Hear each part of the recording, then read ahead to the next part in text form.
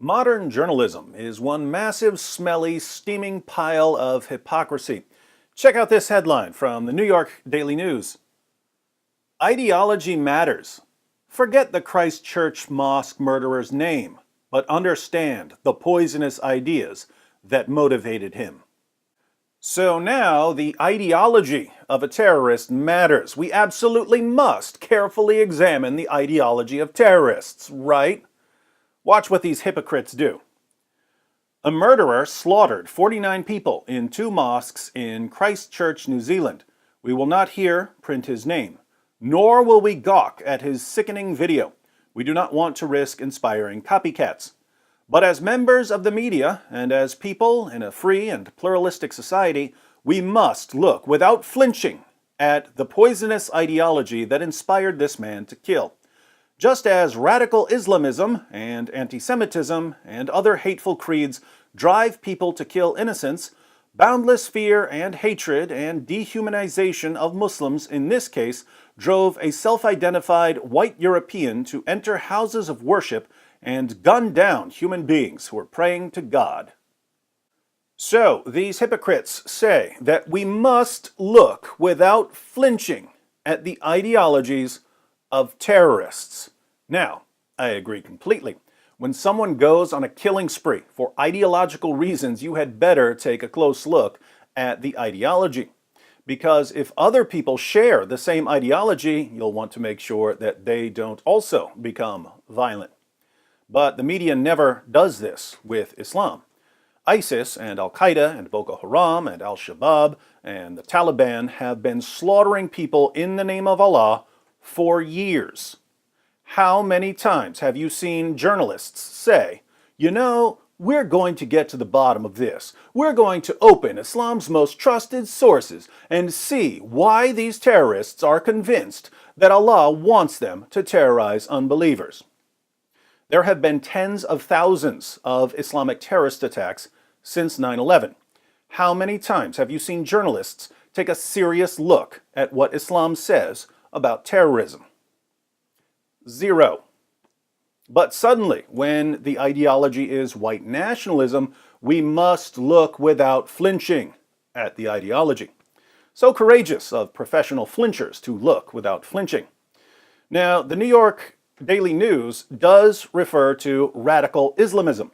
But if you think that this means examining Islamic texts, you haven't been paying attention. We'll see what journalists mean by the ideology of radical Islamists in a few moments. Let's continue.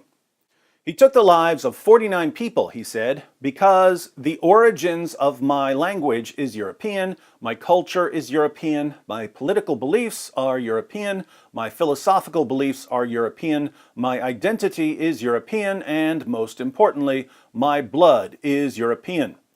He boasted of deciding to take a stand to ensure a future for my people.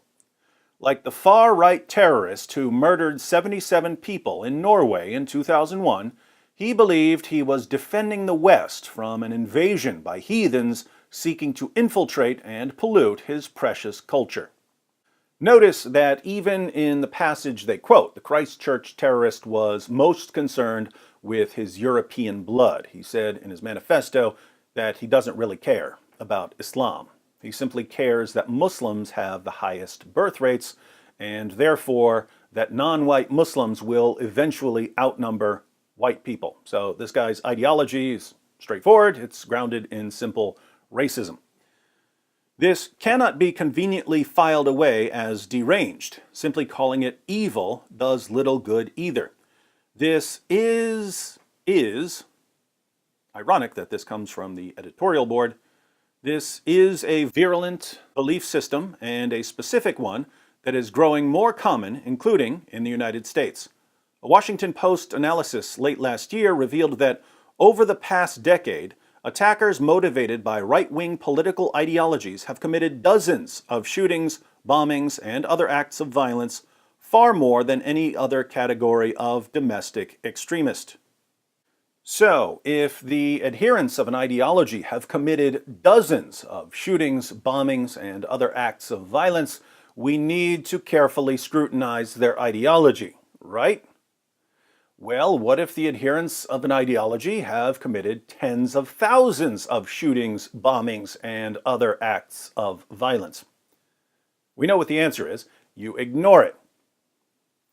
When a man killed 49 people at Pulse nightclub in Florida in 2016, it mattered that he was spurred to act by U.S. attacks on ISIS targets in the Middle East.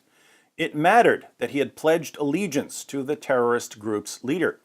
It mattered that he had posted to Facebook, "You kill innocent women and children by doing us airstrikes. Now taste the Islamic State vengeance."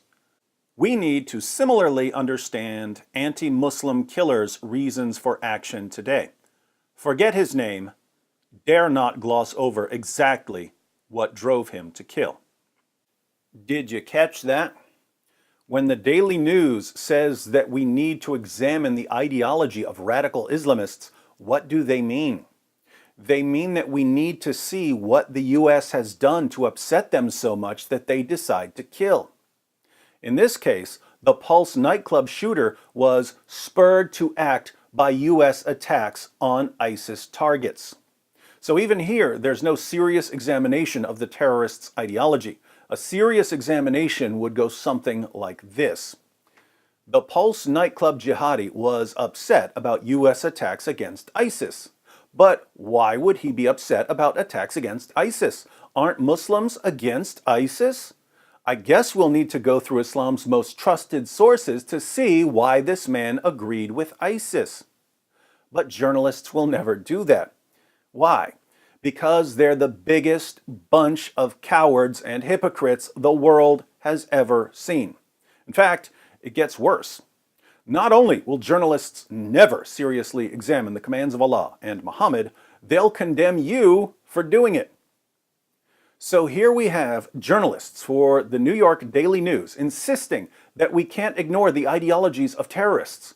But if you draw any attention whatsoever to the ideology of jihadis, these same journalists will condemn you as a racist and a bigot and an Islamophobe. And they'll view themselves as heroes for doing it. How can we change the sad state of journalism? A good start would be constantly throwing their hypocrisy right in their faces. Or, should I say, their two faces.